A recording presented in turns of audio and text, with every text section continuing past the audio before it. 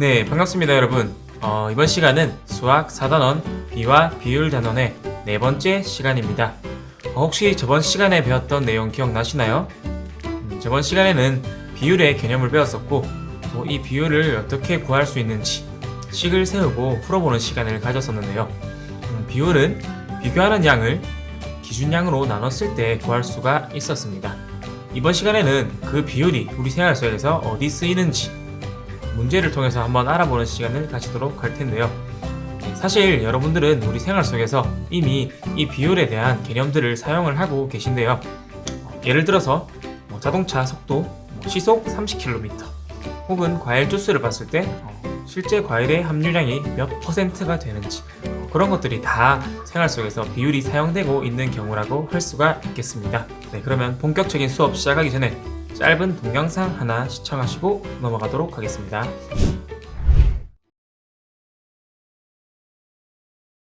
상륙 당시 무지개 중심 최저 기압이 940 헥토파스칼에 중심 최대 풍속이 초속 50m에 달한다면서 1급 대응 태세에 돌입하고 서부 연안 지역에 황색 경보를 발령했습니다.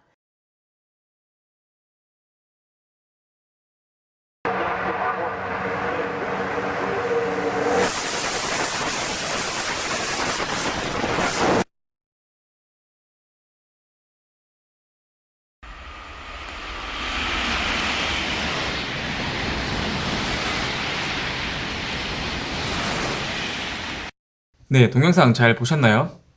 어느 것이 가장 속도가 빠른지 후보가 세 가지가 있었습니다. 태풍과 또 레이싱카 그리고 KTX가 있었는데요. 이것들을 비율의 개념을 통해서 비교를 해본다면 어느 것이 가장 빠른지 구할 수가 있게 되겠는데요. 네, 교과서를 보면서 차근차근 살펴보도록 하겠습니다. 네, 먼저 학습 문제 한번 읽어보도록 하겠습니다. 실생활에서 비율이 사용되는 여러 가지 경우를 알아보아요.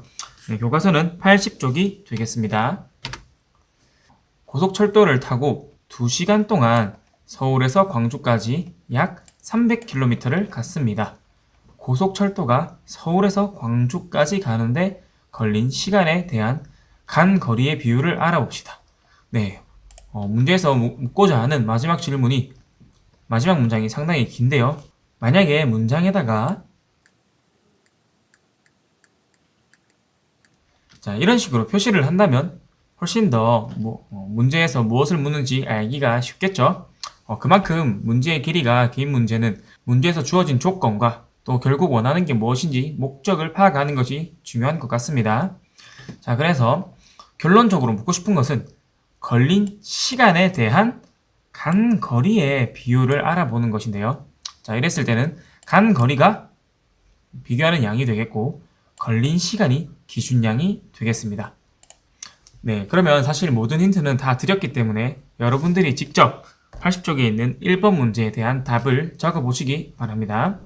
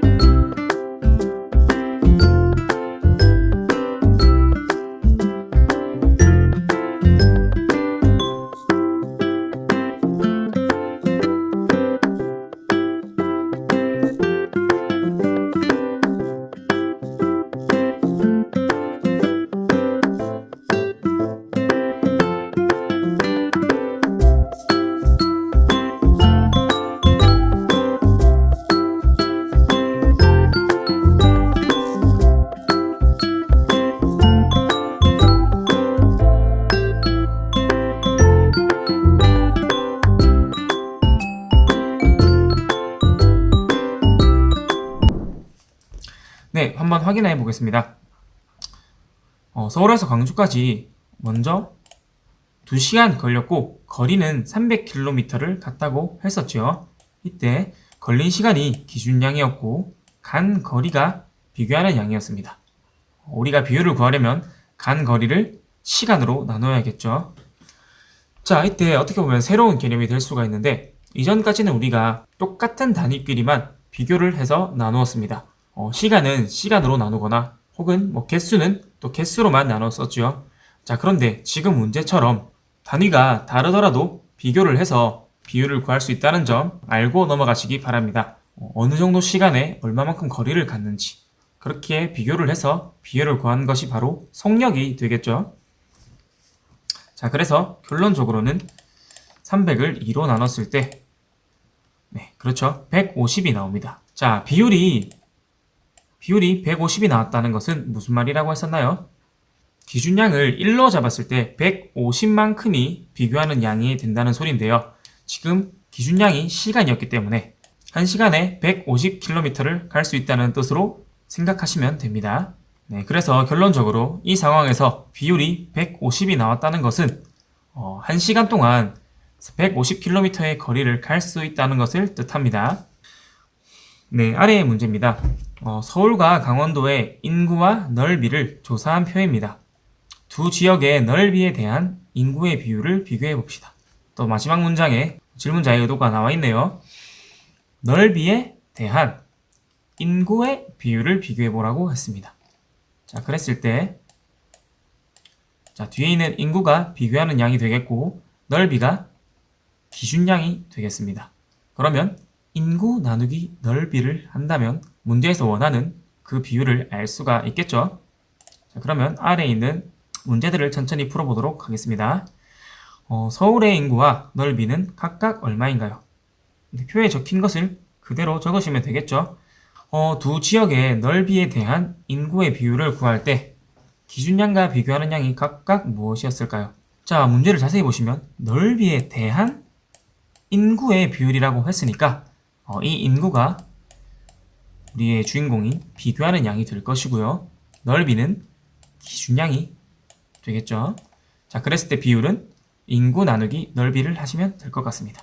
계산기를 이용해서 봤더니 서울은 약 16,300 정도가 나왔고 강원도는 약 92 정도가 나왔습니다. 어디가 더 비율이 높나요? 서울이 비교도 안 되게 훨씬 높죠. 자, 이 말의 뜻은 또 무엇인가요? 서울이 기준량이었던 넓이에 대해서 인구가 더 많다. 즉, 좁은 땅에 많은 인구가 있다라고 해석을 하시면 되겠습니다. 선생님이 방금 말했던 것을 문장들로 정리를 한 것입니다. 필요하시면 잠깐 영상을 멈추시고 천천히 살펴보시기 바랍니다.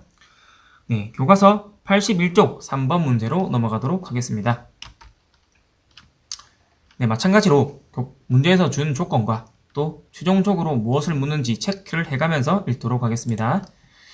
교실 벽을 꾸미기 위해 흰색 물감과 검은색 물감을 섞어 회색 물감을 만들었습니다. 일단 문제에 대한 상황이 나와 있네요.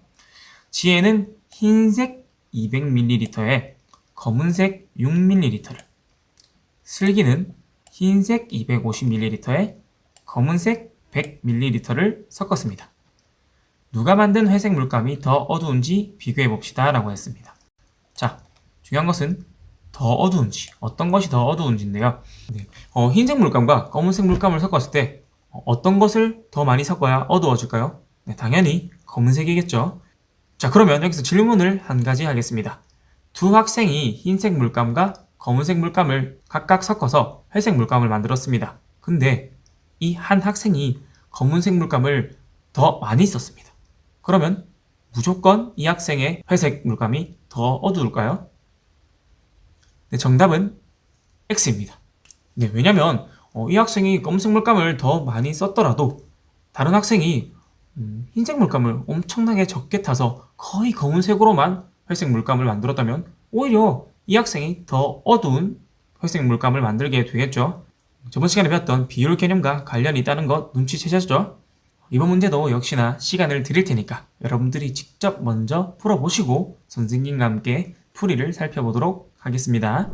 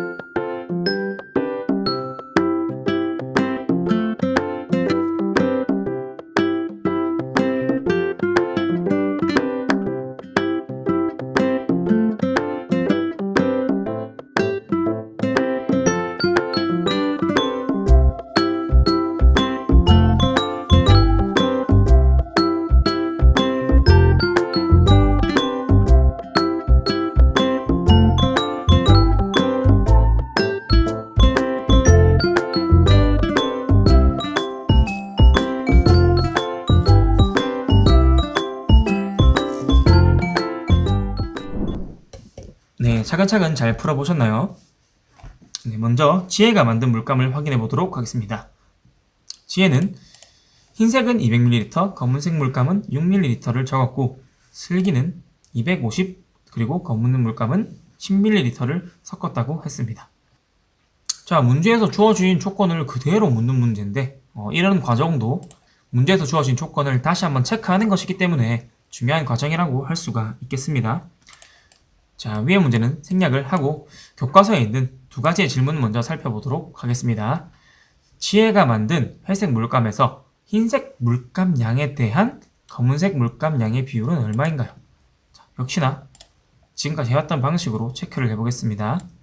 흰색 물감 양에 대한 검은색 물감 양이 비교하는 양이 되겠죠. 앞에 있는 흰색 물감 양은 무엇이 될까요? 그렇습니다. 기준량이 되겠습니다. 그랬을 때 비율을 구하는 식은 검은색 물감 양 나누기 흰색 물감 양이 되겠습니다. 구한다면 6 나누기 200이 되겠네요. 소수로 나타낸다면 0.03, 즉 흰색이 100 정도 있다면 검은색은 3 정도만 있다고 할 수가 있겠습니다. 그 다음 슬기가 만든 회색 물감을 같은 방식으로 구해본다면 10 나누기 250, 25분의 1, 즉 0.04가 나오게 되는데요. 이 말은 흰색 물감이 100 정도 있다면 검은색 물감은 4 정도 있다는 것을 의미합니다. 자, 그랬을 때 누가 만든 회색 물감이 더 어두운지를 보면 슬기가 만든 회색 물감이 조금 더 어둡다고 할 수가 있겠네요. 네, 교과서 4번을 잠깐 살펴보도록 하겠습니다. 주변에서 비율이 사용되는 경우인데요. 야구를 좋아하는 친구가 있을 것 같은데요. 전체 타수에 대한 안타수의 비율.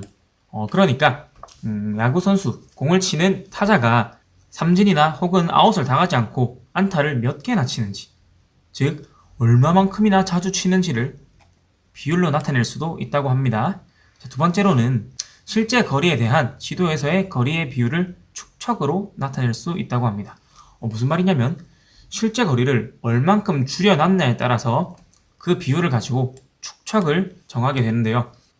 경상남도 지도와 전 세계 지도가 똑같은 비율로 실제 거리를 줄였다면 세계 지도는 우리가 볼 수도 없을 정도로 크겠죠.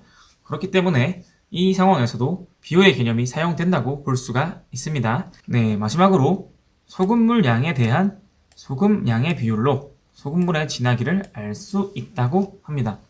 마찬가지로 같은 물의 양이라면 소금이 많이 녹아있을수록 더 짜고 진하겠죠. 그렇다면 소금의 비율이 많다고 할 수가 있겠습니다. 네, 이번 수업 시간 내용은 여기까지고요. 어떻게 내용이 이해가 잘 되시나요? 앞 단원들에서 배웠던 비와 비율의 개념만 잘 이해하고 계시다면 지금부터는 계속 그 비와 비율을 활용한 개념들에 대한 수업이 진행될 테니까요. 앞에 있는 내용을 잘 이해하셨다면 어렵지 않게 다음 수업도 이해하실 수가 있을 것 같습니다. 다음 시간에는 백분율이라는 것을 배우게 될 텐데요. 사실 우리 생활에 여러분들이 이미 많이 쓰고 있는 개념입니다. 퍼센트라는 말 들어보셨죠? 퍼센트와 관련된 개념 다음 시간에 정확하게 배워보도록 하겠습니다. 그러면 저는 또 다음 시간에 찾아뵙도록 하겠습니다. 좋은 하루 되세요.